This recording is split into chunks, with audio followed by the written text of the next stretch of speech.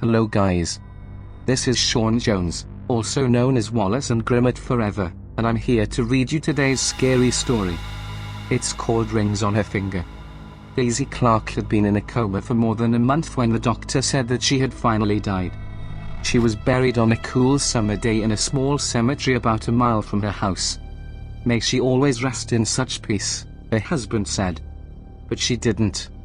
Late that night, a grave robber with a shovel and a lantern began to dig her up. Since the ground was still soft, he quickly reached the coffin and got it open. His hunch was right. Daisy had been buried wearing two valuable rings, a wedding ring with a diamond in it, and a ring with a ruby that glowed as if it were alive. The thief got down on his knees and reached into the coffin to get the rings. But they were stuck fast on her fingers.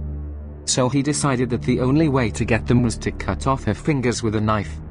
But when he cut into the finger with the wedding ring, it began to bleed, and Daisy Clark began to stir.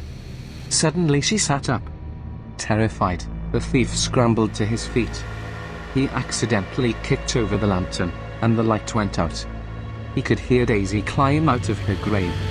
As she moved past him in the dark, he stood there frozen with fear, clutching a knife in his hand. When Daisy saw him, she pulled her shroud around her and asked, "Who are you?" When the grave robber heard this corpse speak, he ran. Daisy shrugged her shoulders and walked on, and never once looked back.